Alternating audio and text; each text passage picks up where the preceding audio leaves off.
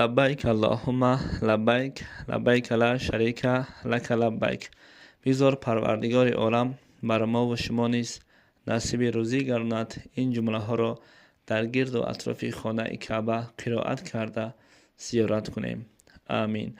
السلام علیکم دوستان عزیز، برادران و خواهران و تماشاگران گرامی. ای همه شما خواهش نوا را تا آخر با دقت تماشا کنید، بعداً به یار دوستان خود رسانید و به خاطر دیگران دیدن در ویدیو یک تا لایک گذارید. البته دوستان عزیز، بر ما و شما معلوم است داخل کدام سامانه های اجتماعی نمیشویم دوچار میشویم به همین نوار. من راستیگه وقتی این نوارها رو دیدم در تعجب افتادم، چرا این مرد رو اینقدر رکلام کردند؟ سببش در چیست؟ و امروز معلومات گرفتم، باور کنید در حیرت افتادم. ماشاءالله. بزرگان میگویند به امر خدا برگ نریزد زی درخت، گر امر شود نه برگ ماند و نه درخت. این برادر نام دارد امیر. این مبلغ خود را جمع میکند و به سوی حج روان می شود. اما وقتی به فرودگاه یعنی که به ایرپورت می آید، مشکلی در حجتهایش می شود، در پاسپورتش، و این را نمیگذارند که به حج رود.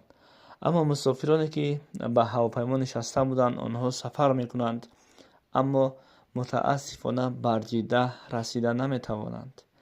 باری اول برمیگردند باز همان جایی که آنها پرواز کرده بودند و پس از چند بار دوم کوشش میکنند که روند، اما بار دوم نیز اجازه نمیدهند که هواپیما بنشیند، یعنی که سفر آنها بار دوم هم قطع گردید. مردم همه در حیرت میگفتند که چی با این خیل شده است؟ برای چی نمیمونند که ما حج کنیم یا که به جده بشینیم؟ اما وقتی همان حجت هایی که مسافران را برمی آورد همگی هستند و انا همین شخصیت نامش هست و خودش نیست.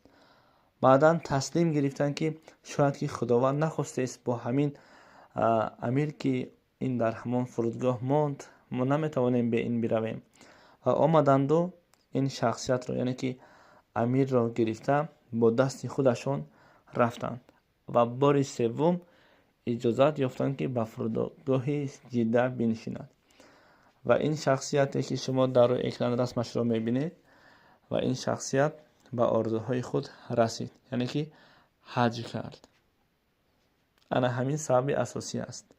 بار در یک قصه را شنیدم که یک موی سفید گریه کنان این را نقل کرده بود و امروز حادثه اساسی را با چشم خودمان دیده ایستادیم. وقتی ما تقوا را در قلب خود مستحکم کنیم، خداوند همان قلفایی که به کلید هست همان قلفها را برای ما باز میکند. چنانه که 7 در بر سوی حضرت یوسف باز شده بود، از همین سبب شما نیز تقوا را در قلب خود جا کنید. انشاءالله خداوند همه ای دری بسته را برای شما باز میکند. از ناامیدی ها بس امید است، پایان شب سیاه سفید است. البته ما اگر تقوا را در قلب خود جا کرده باشیم، همان پایان شب سیاه برای ما سفید می شود و ما شب سیاه را نمی بینیم. خداوند نگهبان هر یک شما باشد. و این بود نوار امروزه و خبر امروزه برای شما.